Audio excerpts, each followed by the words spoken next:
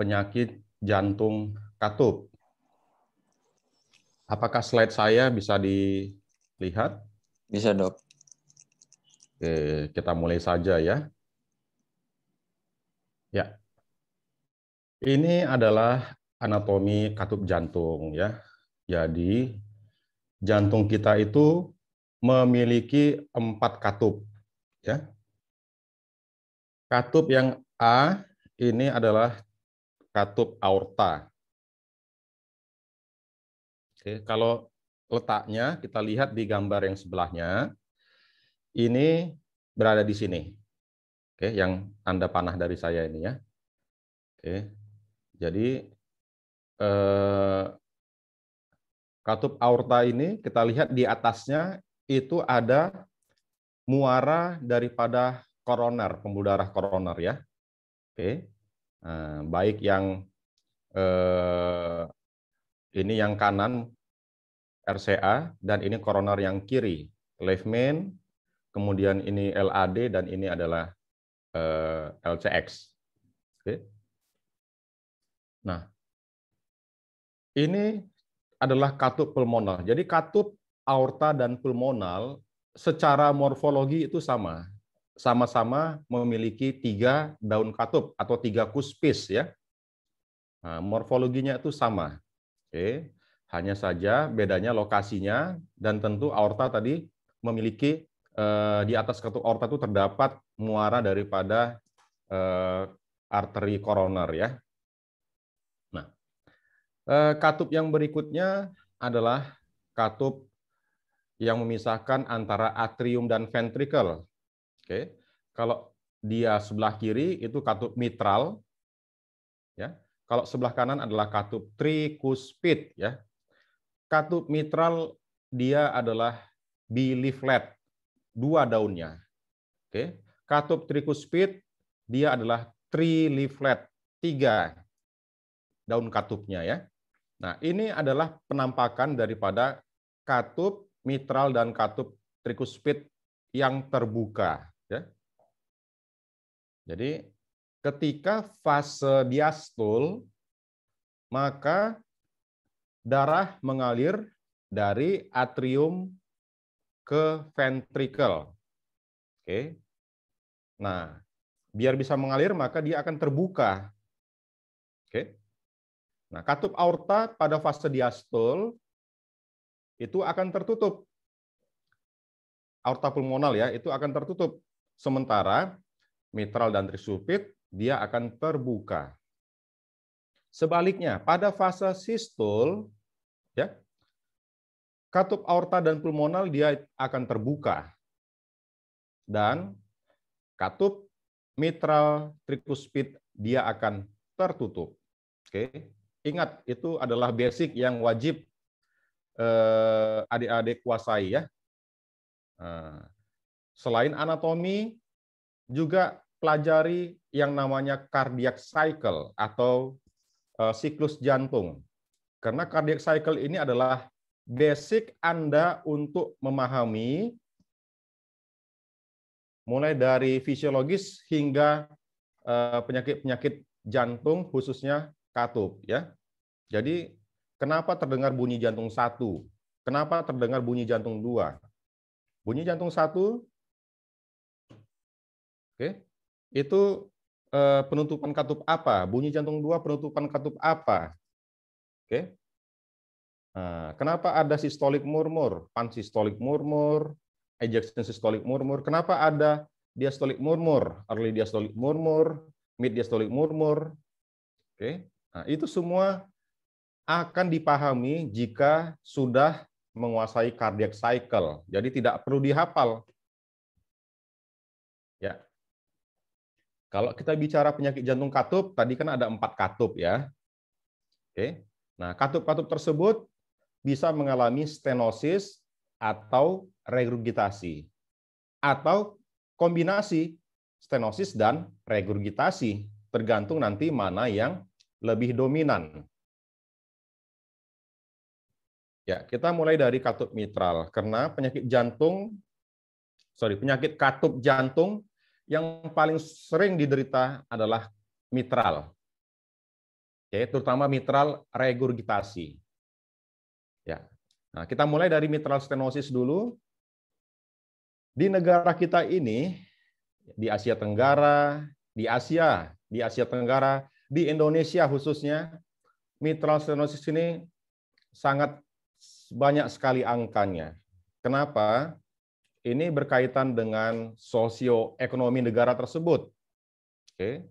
Semakin rendah tingkat sosioekonominya, maka infeksi semakin tinggi, sehingga angka kejadian mitral stenosis juga akan semakin tinggi. Oke. Penyebabnya yang paling sering adalah penyakit jantung rematik. Itu 80-90% ya. Bisa juga bawaan ya. Nah, kalau bawaan itu namanya Lutem-Bucher syndrome, salah satunya. Degeneratif oleh karena proses fibrosis ya, proses kalsifikasi, pengapuran ya, atau suatu proses malignan. Ini sangat jarang sekali karena malignansi pada jantung itu sangat rendah sekali. Angkanya 0,00 sekian lah. Oke. Nah, di lobi gedung jantung ya. Systemic lupus erythematosus ya, kita tahu systemic lupus ini merupakan pusat jantung di mana? tolong suaranya ya, mungkin di mute yang. Kemudian LA myxome. LA myxome ini semacam tumor ya, semacam tumor yang menggantung di atrium kiri. Jadi waktu katupnya mitral itu terbuka, tumornya itu keluar sedikit. Dia akan mengobstruksi daripada katup mitral sehingga dia seolah-olah menjadi mitral stenosis, padahal bukan karena stenosis, melainkan karena tumornya itu mengobstruksi daripada katup tersebut ya. Kiri adalah gambaran yang normal. Jadi fase diastol, pada fase diastol, jadi darah yang sudah terkumpul di atrium ya, khususnya kita cerita mitral ini atrium kiri ya. Di atrium kiri sudah terkumpul pada fase diastol, maka tekanan atrium kiri itu meningkat sehingga darah pindah dari atrium kiri ke ventrikel kiri melalui katup mitral ya.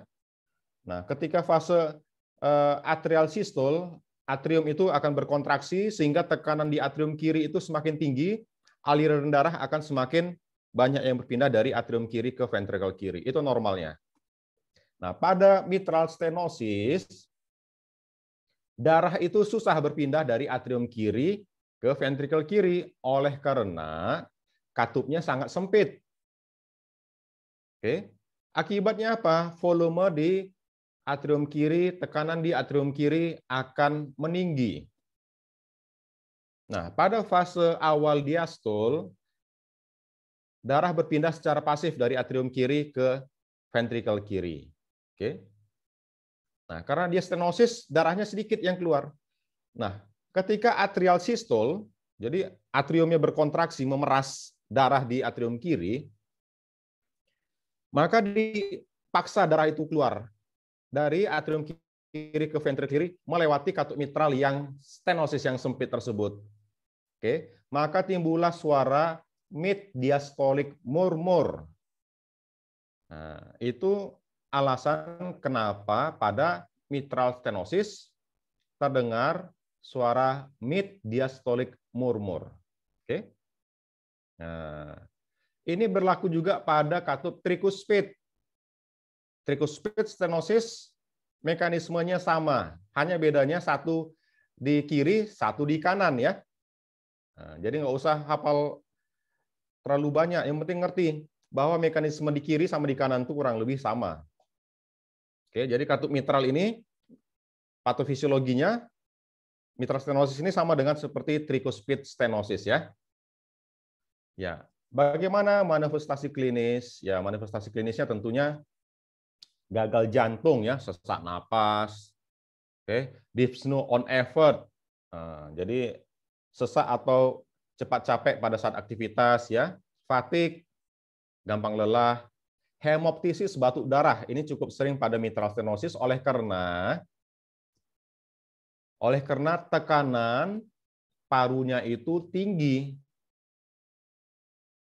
Oke. Dan nyeri dada ya. Nah, nyeri dada tidak terlalu sering. Pada penyakit jantung katup yang paling sering menyebabkan nyeri dada adalah aortic stenosis namanya. Nanti kita jelaskan itu. Pemeriksaan fisik pada penyakit mitral stenosis yang berat dan sudah lama kronis ya, itu ada namanya facies mitralis, facies mitral. Oke, itu sangat khas sekali. Biasanya mukanya itu tirus ya, ada bercak-bercak di pipinya, bercak-bercak keunguan, keunguan. Kadang kalau sudah lama itu dia berwarna bercak-bercak yang gelap ya. Nah, tekanan TVJ juga akan meningkat, karena dia tekanan kanan yang terpengaruh oleh mitral stenosis ini ya. Kemudian dari pemeriksaan fisik suara jantung itu bunyi jantung 1 meningkat. Ada opening snap namanya. Itu tanda khas ya. Opening snap itu dia seperti suara kita, suara kertas dia. Nah, jadi mau mendengarnya itu seperti suara kertas. Ya, kita gini kan. Mirip-mirip ini. Nah, tapi Anda bisa nanti dengar langsung waktu koasisten atau bisa dengar cari di Google ya. Sekarang udah banyak sekali, udah gampang sekali. Oke. Kemudian apalagi terdengar mid diastolic murmur. Oke. Jadi pada auskultasi bunyi jantung mitral stenosis, nah ini soalnya biasanya saya buat seperti ini. Yang ditemukan dari pemeriksaan bunyi jantung mitral stenosis. Nah, jadi nanti saya buat bunyi jantung 1 mengeras, adanya opening snap, adanya mid diastolic murmur, adanya pansystolic murmur. Nah, jadi mana yang betul? ABCD, AB, ABCD, ABC atau bukan salah satu di atas. Nah, oke. Nah, EKG pemeriksaan bantu lainnya ya EKG, fototoraks, echo dan kateterisasi jantung ya. Ya, ini saya kasih tahu sekilas aja ya. Jadi pada mitral stenosis itu yang berpengaruh adalah jantung kanan. Oke.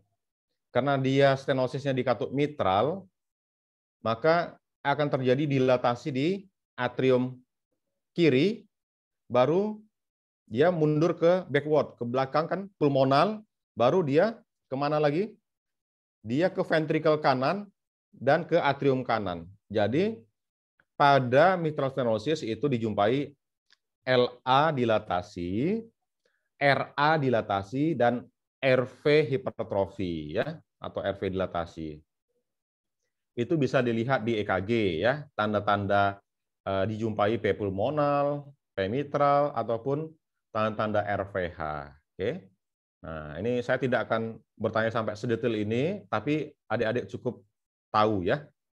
Nah, dari pemeriksaan fototoraksnya kita bisa melihat kardiomegali dengan apexnya terangkat, apexnya upward.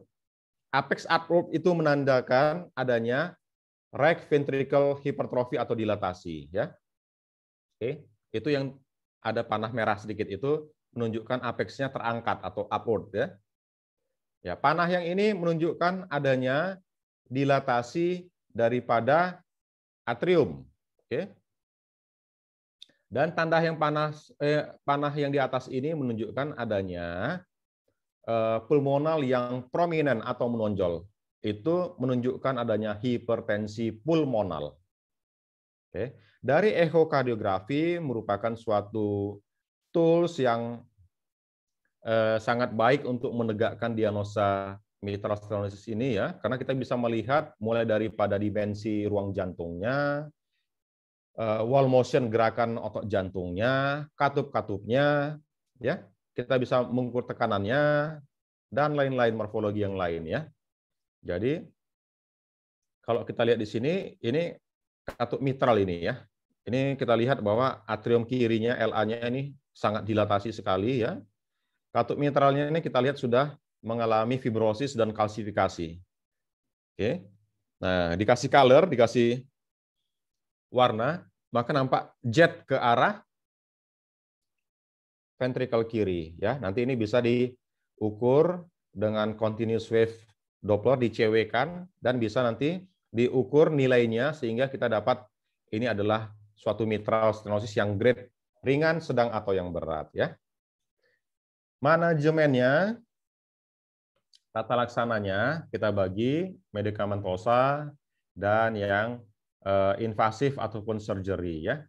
Medikamentosa ingat 80-90% penyebab daripada MS ini adalah penyakit jantung rematik. Oke. Makanya untuk pencegahannya itu diberikan golongan penisilin. Apakah benzatin penisilin yang diberikan setiap 28 hari sekali, atau bisa dengan oral, yaitu erythromycin. Oke. Nah, pengobatan lainnya tentunya kita gunakan obat-obatan gagal jantung. Ada diuretik, misalnya furosemid, ya. Kemudian ada beta blocker, misalnya bisoprolol, carvedilol. Oke. Nah, beta blocker ini sangat perlu untuk memperbaiki fase diastoliknya. Ingat, mitral stenosis ini yang terganggu waktu pengisian karena stenosis. Dengan diberikan beta blocker, maka waktu pengisiannya kita buat lebih lama, sehingga volume yang masuk ke ventricle kiri juga akan semakin banyak, ya. Nah, kalau volume ke ventricle kiri semakin banyak, maka darah yang dipompakan ke seluruh tubuh juga akan semakin banyak. Oke. Nah, kemudian apalagi obat-obatan gagal jantung seperti ACE dan ARB kontraindikasi. Oke, tak boleh diberikan. Kenapa? Karena pasiennya bisa jatuh ke dalam kondisi shock, hipotensi. Kecuali dia mitral stenosis dengan EF yang rendah di bawah 35%. Oke. Nah, pada MS itu sering disertai dengan atrial fibrilasi. Oke. Jadi kita berikan juga obat-obatan untuk atrial fibrilasinya. Contohnya apa? Kita berikan obat digitalis, digoxin, untuk mengontrol rate-nya. Kita berikan apa lagi? Kita bisa berikan warfarin antikoagulan.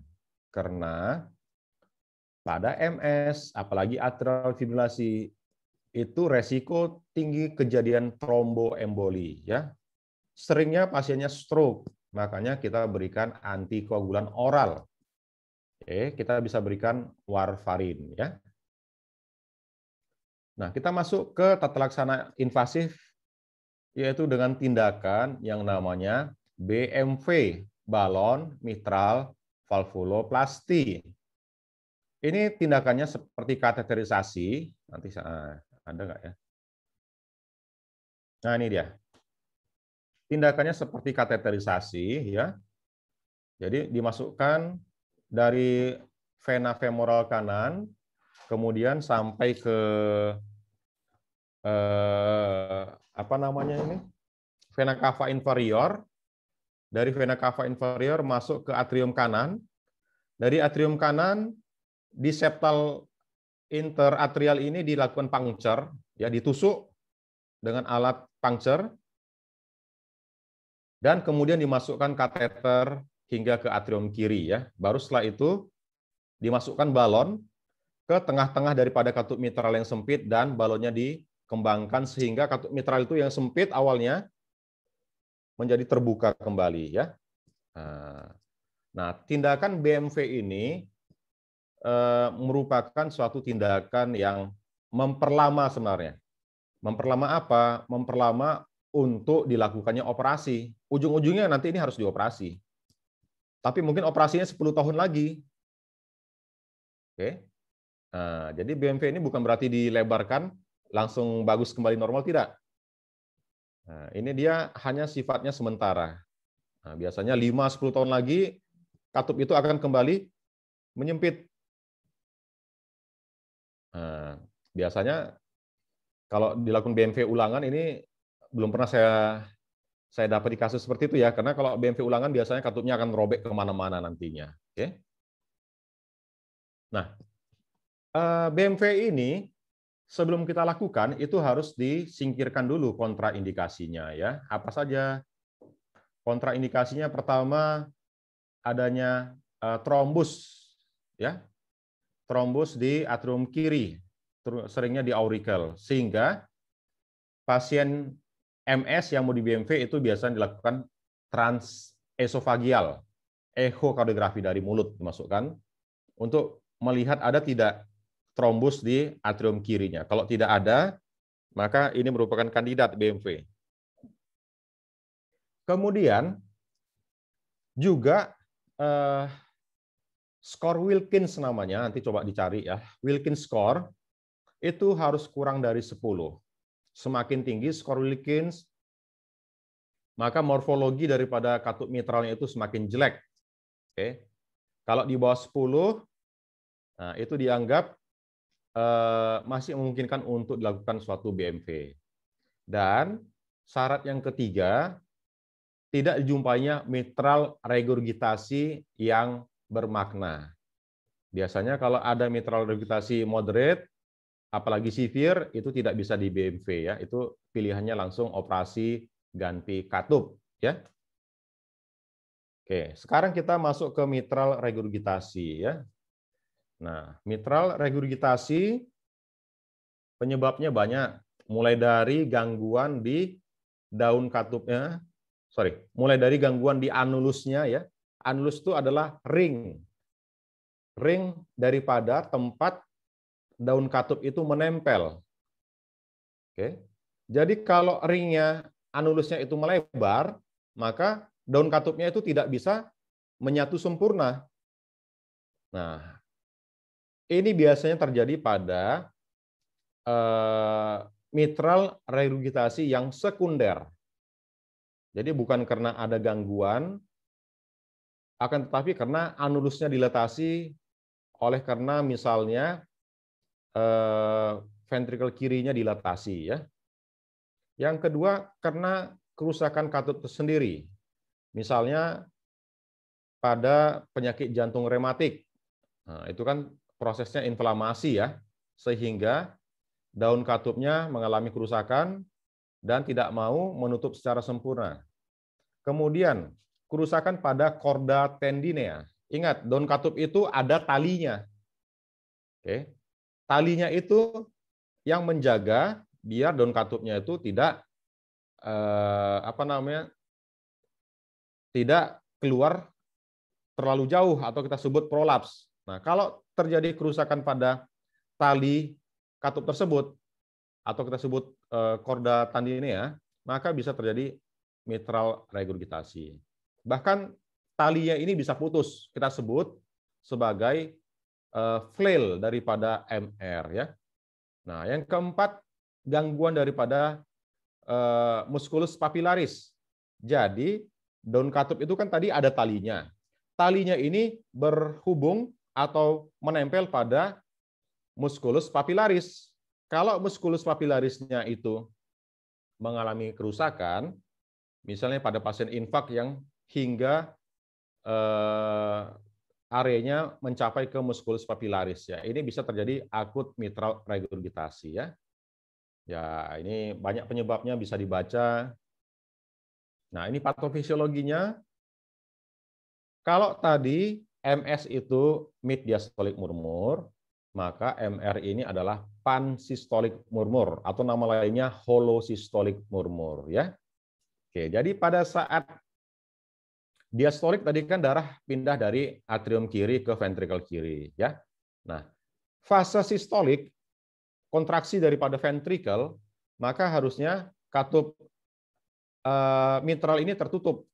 Jadi darahnya itu tidak ada yang balik lagi ke atrium kiri, tapi pada mitral regurgitasi sebagian darahnya itu kembali ke atrium kiri. Akibatnya apa? Volume di atrium kiri, tekanan di atrium kiri juga akan meningkat ya. Nah, kalau di atrium kiri itu volume meningkat, tekanan meningkat, maka di belakangnya adalah paru. Sehingga terjadi edema paru nantinya. Oke. Ya. Klinisnya klinis gagal jantung ya. Ya, kalau gagal jantung TVJ bisa meningkat ya. Kemudian ada tanda-tanda gagal jantung lainnya, S3 Gallop, rongki, edem ekstremitas ya. Pemeriksaan fisik adanya murmur pansistolik yang terdengar di apex ya. Kalau sudah pH, P2-nya mengeras ya. Nah, pada penyebabnya adalah mitral valve prolaps, maka bisa kita dengarkan yang namanya systolic click. Biasanya itu terdengar pada fase mid systolic hingga ke late systolic atau akhir systolic ya. Pemeriksaan EKG pada MR biasanya kita jumpai hipertrofi dari atrium kiri, LV hipertrofi ya. Nah, fototoraks adanya kongesti, tanda-tanda perbesaran jantung kiri, dan echo merupakan alat diagnostik yang paling baik ya untuk melihat morfologi daripada mitral. Oke. Jadi bisa kita lihat jet ke arah bawah. Bawah ini adalah jet ke arah atrium kiri. Ini contohnya ya. Ini gambaran daripada mitral regurgitasi. Manajemennya, manajemen gagal jantung, berikan diuretik, ya, diberikan vasodilator, ACE. Oke. Bisa kalau pada fase akut ya itu diberikan tata laksana gagal jantung akut ya. Kalau chronic MR diberikan ACE, ARB, beta blocker, aldosteronin antagonis ya. Nah, bahkan pada pasien yang MR moderate ataupun severe dengan gagal jantung, jika sudah diberikan terapi tidak ada perbaikan, maka harus dilakukan operasi ya. Operasi apa? Operasi ganti katup. Oke. Nah, tadi sudah katup mitral ya. Sekarang katup aorta. Nah, penyebab katup aorta, jadi tipe daripada katup aortic stenosis ini ada 3 tipe. Aortic stenosis valvular, berarti di katupnya masalahnya ya. Aortic stenosis subvalvular, berarti di bawah daripada katup aorta. Nah, biasanya kalau subvalvular ini disebabkan oleh karena muskular, ya, muskular bisa di muscular ring, bisa di otot miokardnya. Nah, misalnya penebalan daripada interventricular anteroseptal ya, itu bisa terjadi HOCM namanya, hypertrophic obstructive cardiomyopathy. Nah, yang ketiga adalah supravalvular, berarti masalahnya adalah gangguan di atas katup aorta. Ini sering kepada Williams syndrome namanya ya. Nah, untuk aortic stenosis ini cukup sering juga kita jumpai. Namun ini sering kalau di Indonesia itu akibat proses infeksi ya, infeksi inflamasi. Tapi kalau di Jepang AS ini sangat banyak. Oleh karena apa? Oleh karena degeneratif. Karena di Jepang itu populasi usia tua itu lebih banyak dibandingkan yang usia muda. Dan angka harapan hidup di Jepang itu jauh lebih tinggi dibandingkan Indonesia. Jadi di sana kasus-kasus aortic stenosis itu sangat banyak. Nah, sekarang kita bicara ventricle kiri ke aorta. Nah, tadi saya jelaskan bahwa pada saat sistol, fase sistol, ventrikel kiri akan berkontraksi memumpahkan darah dari ventrikel kiri ke aorta. Oke. Nah, apabila aortanya ini sempit, maka ventrikel kiri itu akan berupaya sekuat mungkin untuk memindahkan darah dari ventrikel kiri ke aorta melewati lubang yang sempit tersebut. Oke. Sehingga terdengar murmur yang namanya ejection systolic murmur. Oke. Nah, karena ventrikel kiri ini berupaya harus kuat dia memumpahkan darah, akan terjadi left ventricle hypertrophy atau hipertrofi ventrikel kiri ya. Nah, aorta stenosis itu triasnya, ada trias kita sebut. Dia nyeri dada. Nah, kenapa nyeri dada? Tadi ingat morfologi di awal. Di aorta, di katup aorta di atasnya ada muara sinus koroner. Koroner kiri dan koroner kanan. Apabila terjadi aortic stenosis, maka darah itu kan susah pindah kan? Karena sempit kan susah pindah dari ventrikel kiri ke aorta. Sehingga volume darah juga yang masuk ke koroner berkurang. Pasiennya seolah-olah mengalami distribusi yang rendah. Sama seperti stenosis koroner kan, itu volumenya, alirannya terganggu, sehingga pasien nyeri dada. Nah, pada aorta, aortic stenosis, itu karena gangguan daripada pengisian ke aorta, sehingga pengisian ke koroner juga berkurang. Pasiennya nyeri dada. Kemudian sinkop. Pasien AS ini sering sinkop, pingsan tiba-tiba. Kenapa? Karena darah dari ventrikel kiri harusnya dipompa ke aorta, masuk ke berbagai organ termasuk otak kita. Oke? Akan tetapi karena aortic stenosis, darah yang masuk ke aorta sedikit, maka yang terdistribusi ke organ-organ juga sedikit, termasuk ke otak. Jadi pasiennya bisa sinkop. Sinkop pada AS sering terjadi pada saat aktivitas. Oke, makanya kalau pasien AS jangan disuruh aktivitas yang berat, bisa pingsan tiba-tiba gitu. Yang ketiga adalah gagal jantung. Pasiennya sesak, dyspnea on effort, ortopnu, ada kongesti, ya, TVJ meningkat dan sebagainya ya. Jadi nanti saya tanya nih. Berikut adalah trias aortic stenosis. A. Angina. B. Sinkop. C. Gagal jantung. D. A, B. E. A, B, C. Nah, nanti jangan sampai ada yang salah ya, kecuali nggak ikut kuliah. Nah, pemeriksaannya apa? Aortic stenosis. Oh ya, gambaran aortic stenosis ini sama seperti pulmonar stenosis ya.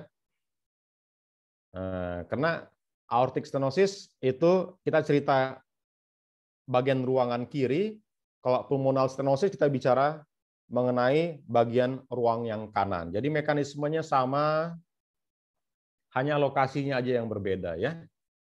EKG yang dijumpai tentunya tadi saya sudah sebutkan bahwa usaha ventrikel kiri untuk memumpahkan darah itu lebih tinggi usahanya sehingga terjadi hipertrofi ventrikel kiri ya. Oke, dari EKG bisa dijumpai tanda-tanda LVH ya. Terutama dia strain pattern namanya, seperti gambaran ST depresi ya. Dari echo bisa kita lihat morfologinya, bahwa morfologi AS ini biasanya katupnya ini sudah centang perenang, sudah sangat susah kita kenali ya. Oke, manajemennya, tentunya manajemen gagal jantung, tapi ini tidak boleh diberikan obat-obatan ARB ataupun ACE ya, karena akan menyebabkan hipotensi dan shock. Oke, ya. Oke, ini nanti susah menghafalnya. Jadi gini, pada AS, selain dengan medikamentosa, tindakannya itu bisa dengan intervensi. Kalau tadi pada katup mitral stenosis, tindakannya BMV, balon mitral, valvuloplasti ya. Kalau pada AS, tindakannya itu disebut TAVI, TAVI ya. Nah, apa tuh TAVI? Itu adalah transkutan aortic valve intervention. Nama tindakannya TAVR ya. Transkutan aortic valve replacement. Jadi katup aortanya itu diganti dengan cara kateterisasi, tidak dengan cara operasi ya. Nah, ini merupakan teknologi terbaru untuk tindakan katup aorta ya, khususnya aortic stenosis. Namun harganya masih sangat mahal sekali, itu sekitar 300 sampai 500 juta. Itu belum bisa dikerjakan dengan sistem BPJS kita ya. Nah, bisa juga dengan tindakan yang namanya aortic valve replacement, AVR ya. Oke. Ya, sekarang kita masuk aortic regurgitasi ya. Aortic regurgitasi itu penyebabnya bisa dikatup ya. Bisa oleh karena demam rematik, bisa oleh karena infektif endokarditis, bisa kongenital dan lain-lainnya. Atau masalahnya itu di aortic root. Oke. Yang paling sering ini adalah Marfan syndrome ya. Marfan syndrome ini adalah suatu kelainan genetik ya, di mana normalnya kita tuh pembentukan MMP, metaloproteinase, yang membuat jaringan ikat kita itu kuat, ini menjadi lemah dia, sehingga aortanya gampang robek. Oke.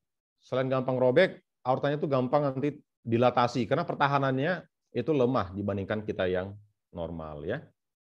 Nah, pada aortic regurgitasi, ingat ketika fase sistolik, ventrikel kiri berkontraksi, darah pindah dari ventrikel kiri ke aorta. Oke. Nah, ketika fase relaksasi, fase diastol, itu aorta harusnya menutup, mencegah darah dari aorta kembali ke ventrikel kiri. Nah, pada aortic regurgitasi, dia itu tidak bisa menutup sempurna, sehingga darah kembali lagi dari aorta, kembali ke ventrikel kiri sebagian. Tergantung derajat beratnya regurgitasi tersebut. Ya. Akibatnya apa? Akibatnya volume di ventrikel kiri meningkat. Kalau volume meningkat, secara hukum fisika, maka tekanan pasti akan meningkat. Nah, akibatnya apa lagi? Maka akan terjadi backward, tekanan di belakangnya, yaitu atrium kiri akan meningkat, pulmonal juga meningkat, pasiennya jadi gagal jantung. Oke. Nah, manifestasi klinisnya apa? Ya, gagal jantung ya. Manifestasi klinisnya tentu gagal jantung. Pasiennya sesak, ortopnu, dyspnea on effort, paroxysmal nocturnal dyspnea, TVJ meningkat, ada rongki, edema, hepatomegali dan sebagainya. Tapi ada tanda-tanda yang merupakan tanda patok mnemonik pada aortic regurgitasi yang adik-adik harus kuasai. Tak usah semua belasan ini, tapi akan saya kasih tahu mana yang paling sering dijumpai ya. Yang pertama adalah Corrigan's pulse. Oke. Corrigan's pulse itu bisa dilihat, biasanya pasien itu kita suruh palingkan ke kanan atau ke kiri. Oke. Kemudian kita lihat, normalnya denyut daripada karotis ini tidak akan terlihat. Tapi pada AR, khususnya yang moderate ataupun severe, kita lihat pulsasi, nampak tuh pulsasi daripada karotisnya. Itu disebut Corrigan's pulse ya. Nanti nampak pulsasi. Nanti kemarin minggu lalu baru saya ajarin koasi tadi ada Malik ya. Kebetulan ada pasien AR, jelas sekali nampak pulsasi di karotisnya ya. Nah, kemudian adalah the Masset sign. The Masset sign Itu pasiennya suruh rileks, menghadap ke depan, dia nggak sadar nanti kepalanya ngangguk-ngangguk sendiri. Mengikuti daripada apa? Mengikuti daripada denyut jantungnya. Jadi ketika kontraksi kan darah naik ke atas kan, dari aorta kan sampai ke kepala. Ketika relaksasi, darahnya kan turun lagi. Jadi dia nggak sadar bahwa kepalanya tuh ngangguk-ngangguk gitu. Nah, itu namanya the Maset sign. Kemudian Muller sign. Muller sign itu suruh buka mulutnya, maka nampak uvulanya itu goyang-goyang sendiri. Gini. Nah, itu namanya Muller sign, ya. Oke. Nah, kemudian Quinkle sign. Itu di kukunya ditekan, nanti nampak pulsasi. Oke, tekannya jangan kuat kali ya. Kok tekannya kuat kali, nggak ada darah. Nah, tekan sedikit, tekanan yang ringan, nanti nampak pulsasi di kukunya itu. Oke. Nah, satu lagi adalah Traub sign atau yang kita kenal dengan pistol shot sound ya.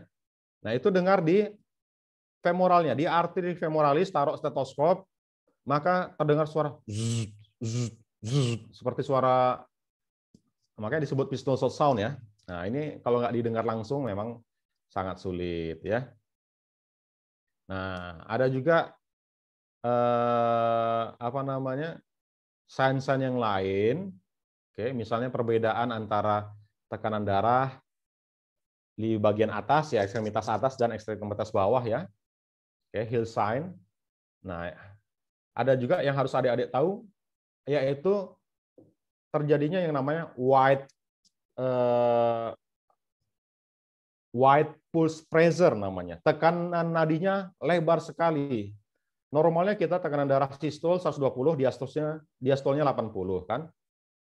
Nah, pada AR ini, apalagi AR severe, diastolnya itu bisa sampai 0 bahkan. Sehingga tekanan nadinya sangat lebar. Oke. Jadi jangan heran nanti kalau tensi pasien, lah ini kok sampai 0 pun masih ada suaranya gitu kan. Nah, ini berarti ini adalah aortic regurgitasi. Oke. Yang nggak usah 0, kadang bisa kita jumpai 40, 30 ya. Nah, ya ini gambarannya. Ya ini cukup tahu aja ya. Manajemennya seperti gagal jantung, harus dapat diuretik, ACE, ARB, beta blocker, dan lain-lainnya ya. Yang perlu ada ingat adalah, kalau yang stenosis, baik dia mitral stenosis, aortic stenosis, tak boleh dapat ACE atau ARB. Kalau yang regurgitasi, contohnya mitral regurgitasi, aortic regurgitasi, itu harus dapat ACE atau ARB. Oke, itu salah satu clue. Ya, tindakannya selain medikamentosa juga tindakan operasi ganti katup ya. Oke, tricuspid dan pulmoner sebenarnya sama kok prinsipnya ya. Tricuspid itu sama seperti mitral, ya bedanya anatominya tricuspid ada 3 cuspid ya. Kalau tadi mitral ada 2 leaflet ya. Nah, hanya saja kalau tricuspid ini dia memisahkan antara atrium kanan dan ventricle kanan. Oke. Jadi kalau dia ada regurgitasi, sama-sama pansistolik murmur. Hanya saja areanya bukan di apex. Areanya tentunya di area tricuspid, yaitu di apa namanya?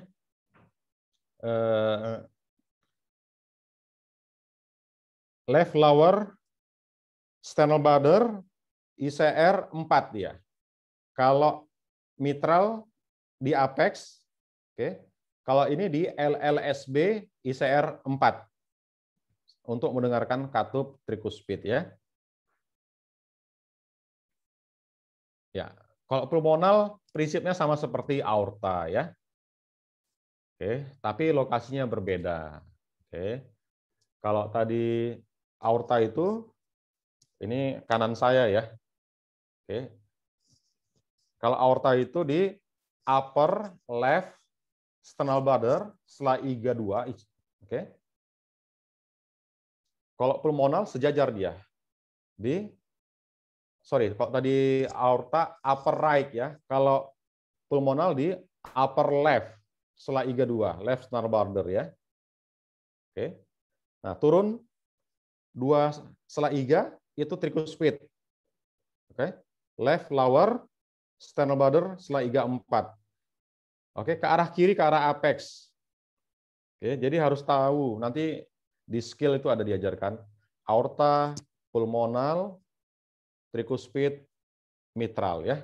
Gampangnya seperti itu. Ya, penyakit tricuspid ini, tricuspid stenosis jarang sekali. Pengalaman saya di kardiologi ini sudah 16 tahun ya. Mungkin baru 3 kasus yang saya jumpai. Oke. Kalau tricuspid regurgitasi sangat banyak. Kenapa? Karena dia sekunder. Kalau pasiennya sudah terjadi hipertensi pulmonal, biasanya akan terjadi tricuspid regurgitasi ya. Jadi dia biasanya sekunder. Oke. Ya, ini kurang lebih sama seperti teori tadi. Nah, pulmonal ini seringnya oleh karena penyakit jantung bawaan. Oke. Saya belum pernah jumpai PS yang oleh karena faktor degeneratif, oleh karena faktor inflamasi, itu bisa dikatakan angkanya sangat sedikit sekali. Tapi pada anak-anak kelainan jantung bawaan itu sangat banyak. Ya.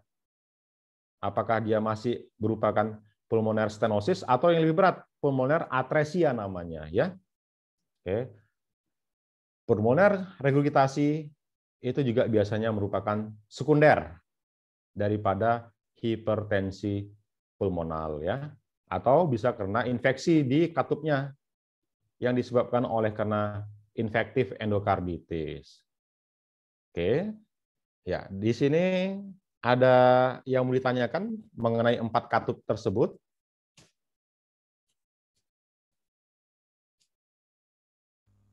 Izin bertanya, Dok. Silakan. Untuk yang aortic regurgitation itu tadi, Dok, itu kan tadi salah satu tandanya adalah nadi yang melebar gitu kan, Dok. Kadang kedengar sampai sangat rendah gitu diastolnya. Nah, itu saya pernah, Dok, ngecek. Ada keluarga saya minta tensiin gitu kan. Nah, mirip kayak gitu, Dok. Kedengernya sampai berapa tuh, 20 atau 30-an masih kedenger. Nah, dia juga udah lumayan tua gitu, ada riwayat hipertensi juga gitu, Dok. Nah, jadi saya pikir itu kayak fisiologis gitu untuk di orang tua. Nah, itu apakah benar cuman diagnosisnya tuh cuman aortic regurgitation aja yang bisa menyebabkan nadi melebar atau Kalau ada diagnosis lain begitu, Dok? Kalau diagnosa bandingnya ya tentunya ada ya penyebab-penyebab lain ya, diseksi aorta. Ya, kita harus melihat secara klinis secara keseluruhan. Oke. Klinisnya apa? Apakah gagal jantung? Oke. Apakah nyeri seperti dirobek? Oke. Nah, dan yang ada penyakit jantung bawaan aorta yang kita sebut sebagai aortic bicuspid. Normalnya cuspid daripada aorta itu 3, tapi dia bawaan lahirnya 2. Nah, aortic bicuspid ini umumnya pada fase anak-anak, remaja, dia masih bagus. Tapi pada fase yang lebih tua, remaja atau dewasa, aortic bicuspid ini akan mengalami suatu kelemahan atau robekan menjadi aortic regurgitasi. Oke. Nah, jadi kalau dijumpai pada usia tua, maka pemikiran kita untuk suatu aortic bicuspid itu termasuk adalah yang nomor satunya sebagai etiologinya ya. Nah, ini seperti saya bilang tadi, pemeriksaan ehokardiografi itu sangat membantu dalam hal menegakkan diagnosa dan mencari etiologinya. Nah, jadi disarankan echo saja untuk melihat, wah ternyata ini aortiknya cuma 2 leafletnya, berarti dia aortic bicuspid yang mengalami misalnya robekan, atau jangan-jangan, wah ini katupnya mengalami infeksi sehingga katupnya melemah jadi regurgitasi. Nah, bisa seperti itu. Jadi tetap harus dicari apa diagnosanya dan apa etiologi daripada diagnosa tersebut ya. Oke, baik dok. Itu misalnya tidak dilakukan tindak lanjut gitu dok, apakah prognosisnya akan buruk gitu dok? Bila kita anggap di sini keluarga saya itu dari yang bisa dibilang agak ekonomi ke bawah gitu dok. Ya tentunya kalau gagal jantung ya, sekarang kalau bicara AR kan ini berarti dia akan jatuh ke gagal jantung gitu. Oke, kalau tidak diobati ya prognosanya jelek. Yang paling tidak enaknya penyakit gagal jantung ini, mohon maaf, meninggalnya pelan-pelan. Oke, jadi pelan-pelan, mulai dari yang awalnya gampang capek sedikit, lama-kelamaan jalan berapa meter aja sesak, lama-kelamaan makan aja sesak, lama-kelamaan tidak ngapain pun sesak. Nah, jadi pelan-pelan dia. Tapi ini sebenarnya bisa kita cegah lebih lanjut dengan obat-obatan dan atau dengan tindakan intervensi ya. Jadi sarankan saja keluarganya itu untuk dibawa ke Adam Malik ke PJT. Kita di sana punya banyak ahli-ahli yang sudah sub ya. Ahli echo kita sudah ada Dr. Andre, Dr. Winda ya. Nanti perlu ahli untuk operasi pun kita sudah banyak dokter bedah jantung kita.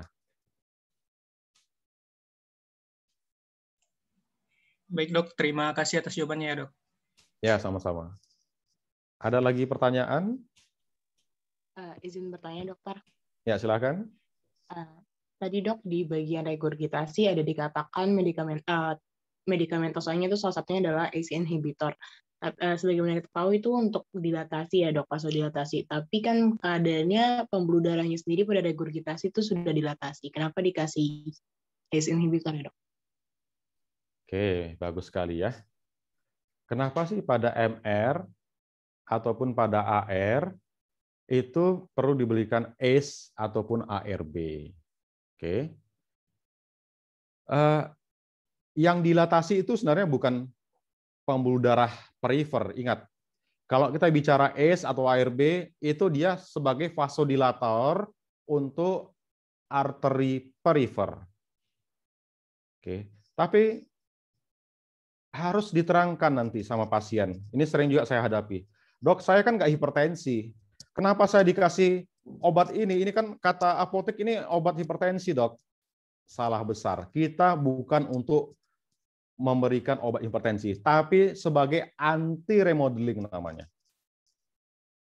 Gagal jantung itu terjadi dilatasi, hipertrofi karena proses remodeling daripada ventricle. Remodeling ventricle dipengaruhi oleh neurohormonal yang namanya RAAS sistem, renin, angiotensin, aldosteron sistem, dan satu lagi neurohormonalnya adalah simpatis. Oke, makanya obat-obatan gagal jantung itu terutama yang menghambat di RAAS tersebut dan di simpatis. Obat-obat yang menghambat di RAAS contohnya ACE ya, captopril, lisinopril, ramipril, atau ARB ya, candesartan, valsartan, irbesartan, oke, atau yang menghambat di aldosteron, spironolakton, atau yang menghambat di simpatis, itu beta blocker ya, bisa bisoprolol, bisa carvedilol, bisa nebivolol. Oke, jadi pada regurgitasi tersebut kita kasihkan ACE, ARB atau beta blocker. Yang diambil adalah mekanisme menghambat neurohormonal.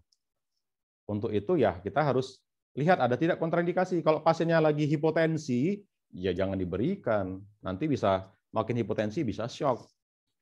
Itu juga alasan kenapa mitral stenosis, aortic stenosis tidak boleh diberikan ACE ataupun ARB.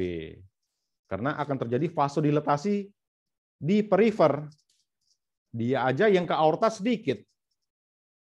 Kan stenosis kan yang ke aorta sedikit ya. Nah, perifernya kita buka lagi. Jadi pasiennya menjadi hipotensi lagi, bisa menjadi shock yang bisa berakibat fatal ya.